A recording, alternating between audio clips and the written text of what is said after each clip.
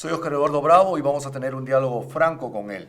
Fernando Olivera, un político muy conocido en nuestro país, ha sido ministro de Estado, ha sido embajador, ha sido diputado y con el Frente Independiente Moralizador y con la escoba dio mucho que hablar, sobre todo por sus enfrentamientos, ya que se volvió en un cancerbero de quien fuera en vida Alan García Pérez.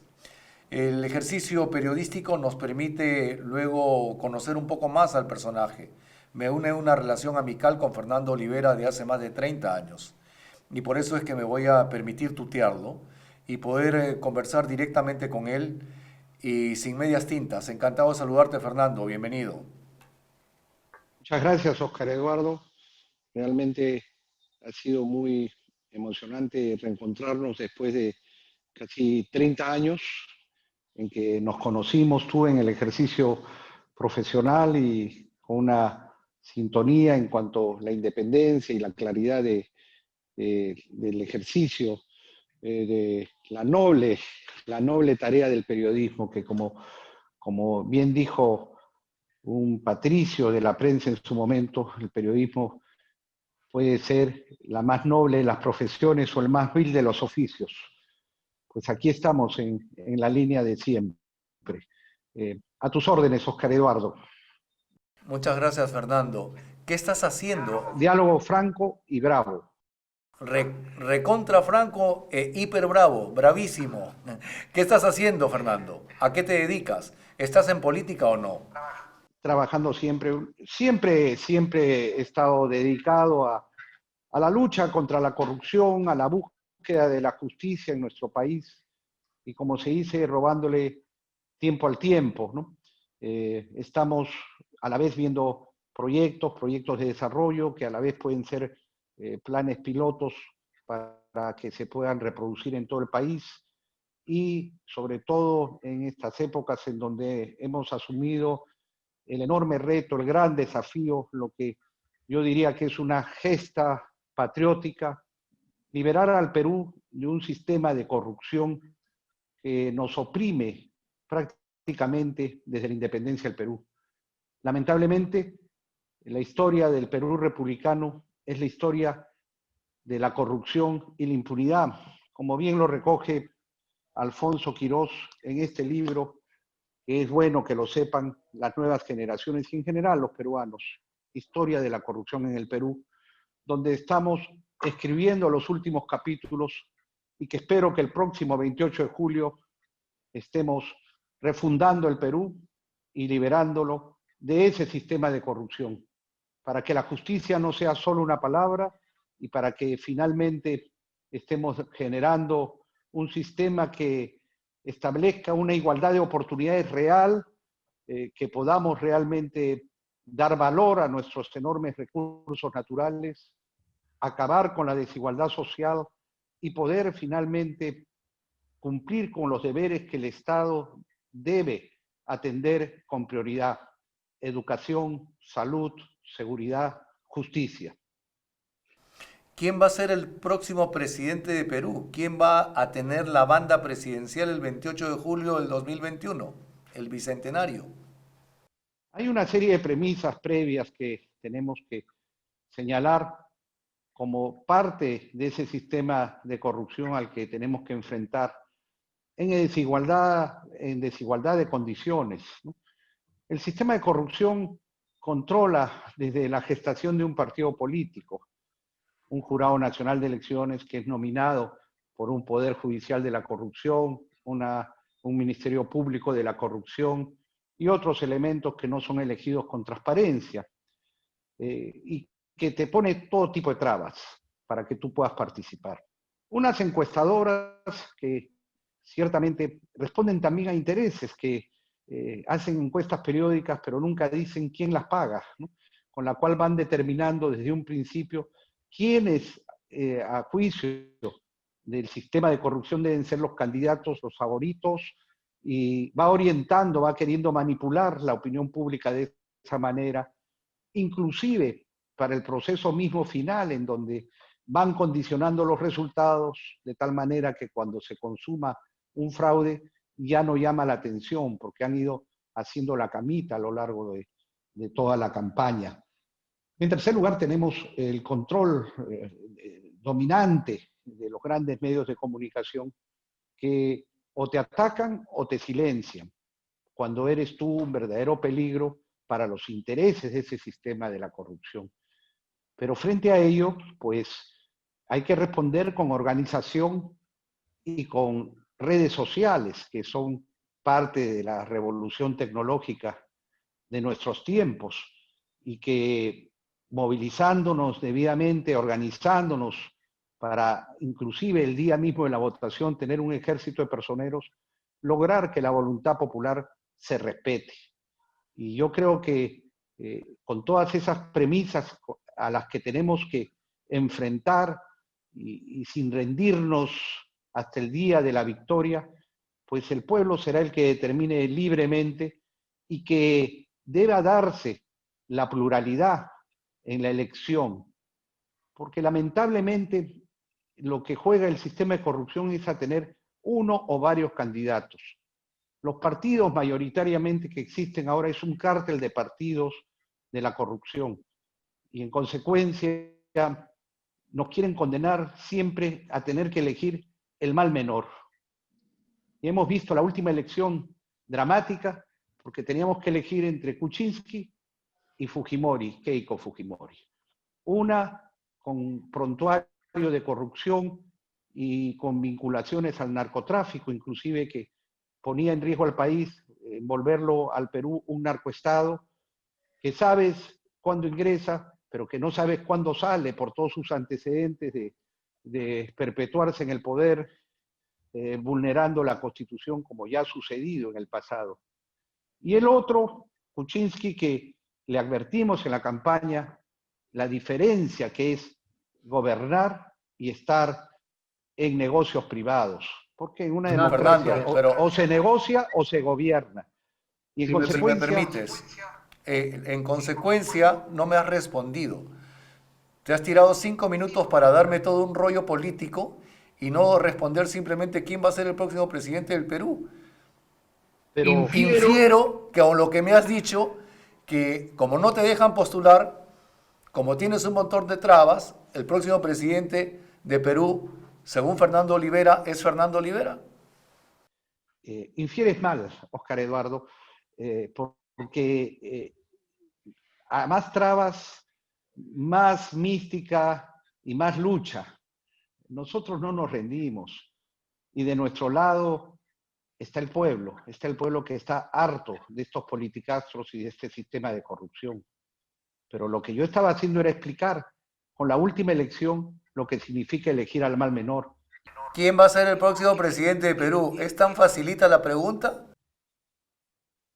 Es que eso es presuntuoso, pues, Oscar Eduardo, porque eso en una democracia lo define el pueblo, y el pueblo es el que tendrá que elegir.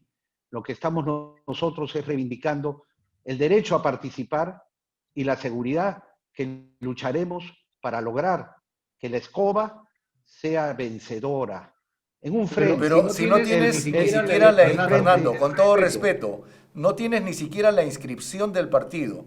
El Frente Independiente Moralizador murió, no existe. El Frente Esperanza tampoco existe. La escoba está en el imaginario colectivo, pero no tienes una inscripción real, no tienes un partido de carne y hueso. Por más que el sistema esté en contra de Fernando, las condiciones no están dadas para que Fernando Olivera pueda ser candidato de su propia organización política. Y un poco que cuando hablo con políticos, como esto va por redes sociales, los mismos jóvenes dicen, oye, estás hablando con dinosaurios, nos meten mucho floro, mucho jarabe de lengua, pero al final no dicen absolutamente nada, Fernando. Bueno, yo no voy a entrar en una polémica sobre el floro y jarabe de lengua, que tú lo manejas muy bien también, ¿no? Y te voy a decir que a diferencia de algunos, yo estoy en contacto todos los días con todo el Perú y sé de sus problemas reales. Y te voy a decir algo, eso de que no existimos es algo que muchos quieren. Nosotros tenemos cantidad de comités ya en todo el Perú. cantidad de afiliados. Y cuando digo que la escoba estará presente, estará presente.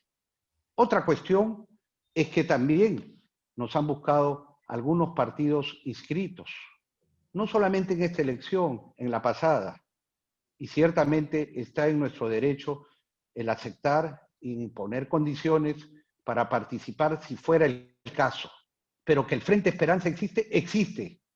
Que los comités existen, existen. Que tenemos miles de afiliados, tenemos miles de afiliados. Y que la escoba estará presente en las próximas elecciones, ten la seguridad, Óscar Eduardo.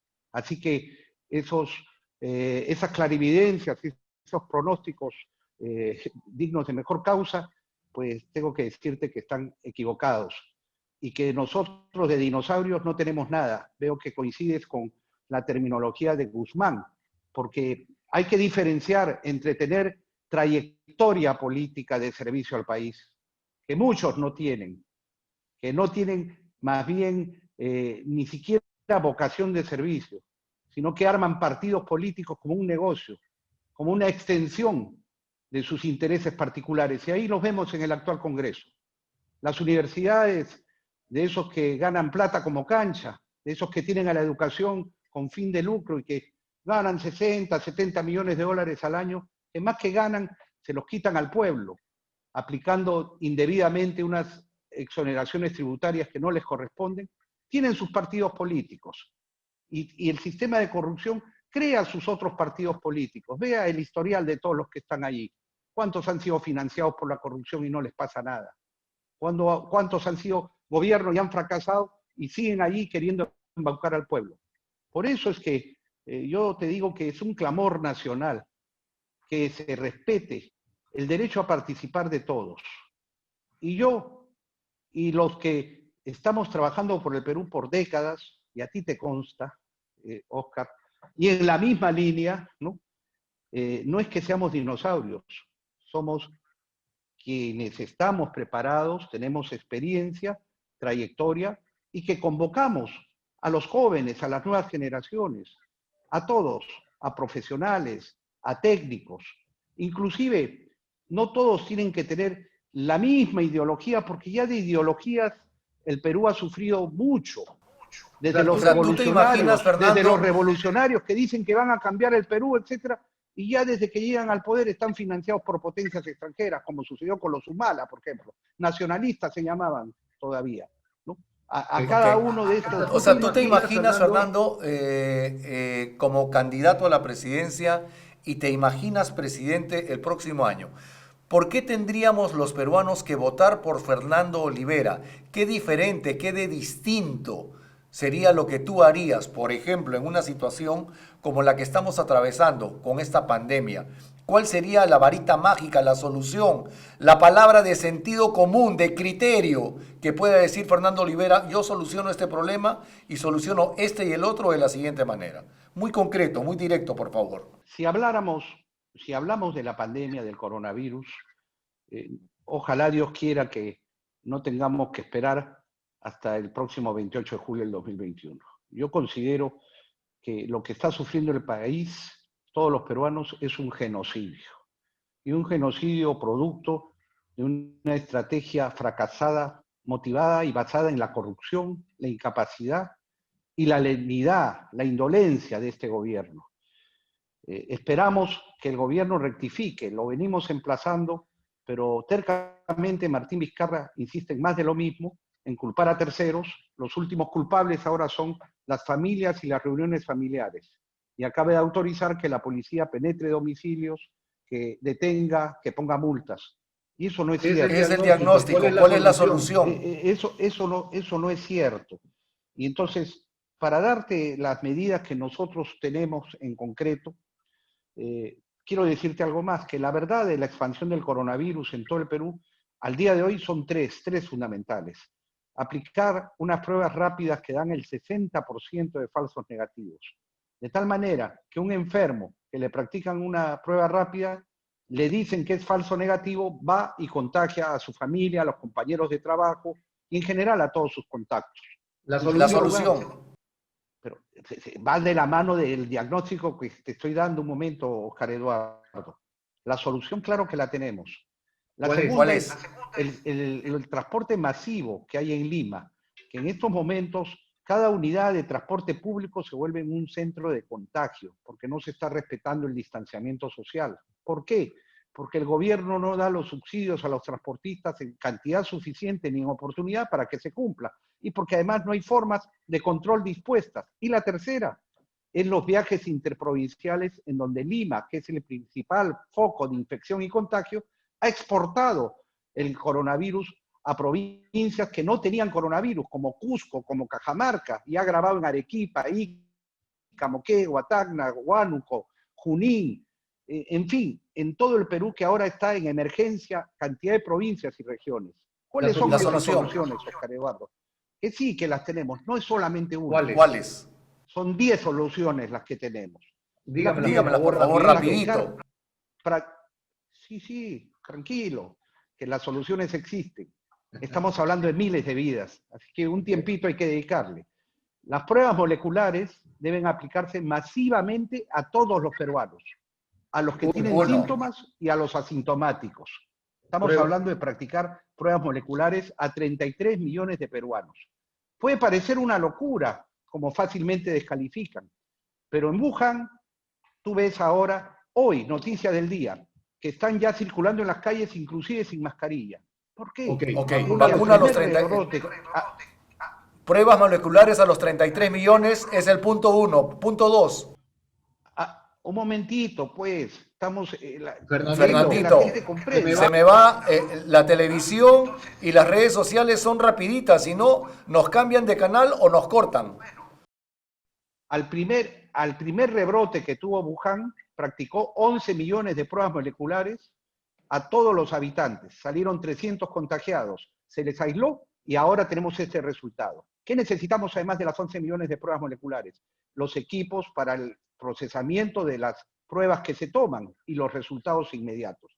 Segundo, el costo de la prueba molecular en Wuhan fue 130 millones de dólares. En el Perú sería 390 millones de dólares y se podría hacer en 3 semanas.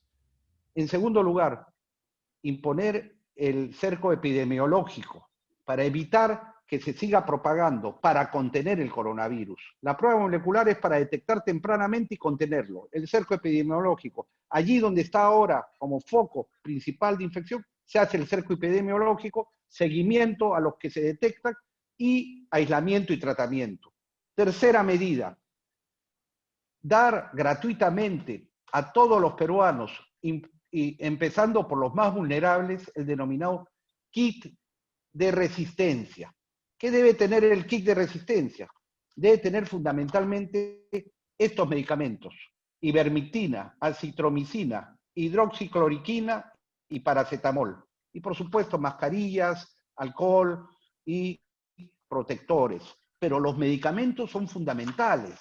La consigna es que nadie debe morir. Nadie debe morir.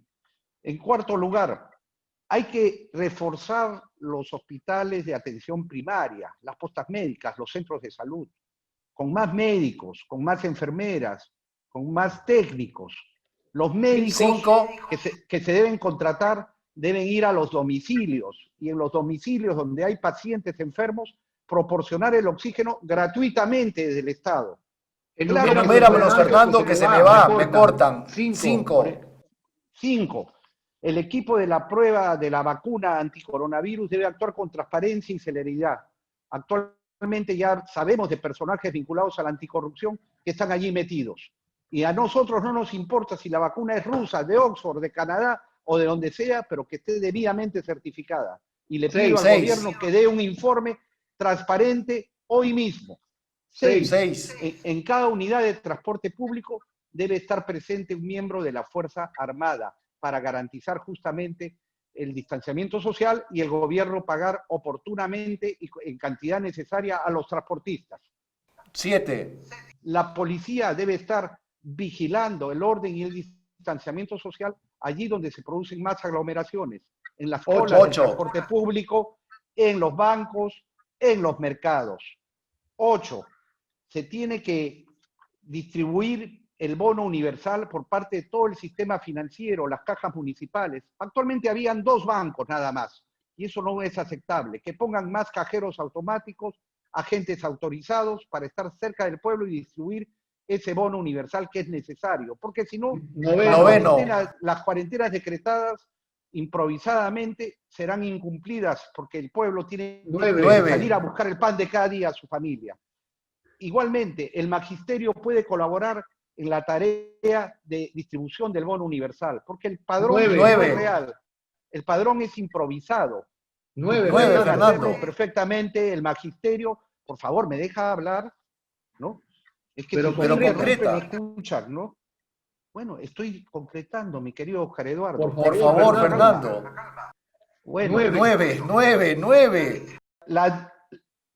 Por favor. La distribución de la canasta básica.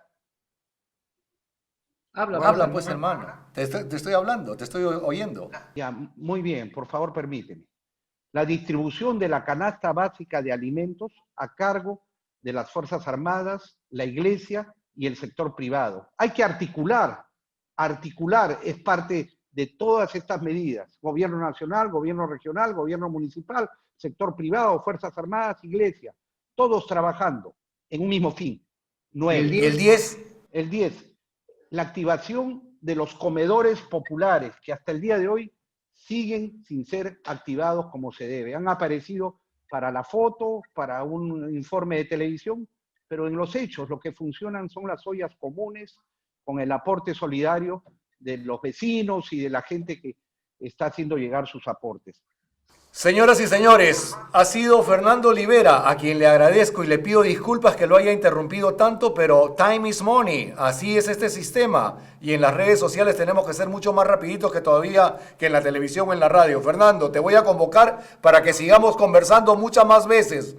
A mí me gusta que el pueblo sepa, porque cuando el pueblo sabe, no lo engaña a nadie. Y enhorabuena, hemos presentado las propuestas que el pueblo sabe que tenemos y tenemos nuestra trayectoria para que pueda ser un gobierno eficiente que acabe con el sistema de corrupción. Hagámoslo. Y espero, Fernando, que podamos seguir conversando, porque siempre es grato poder conversar con alguien que está preocupado por el destino de nuestro país. Muchas gracias. Hasta siempre. Un gran abrazo. Hasta siempre, Oscar Eduardo. Salvemos vidas. Salvemos. Muchas gracias. Ha sido don Fernando Olivera, que vuelve con la escoba y dice que va a ser el próximo presidente de nuestro país.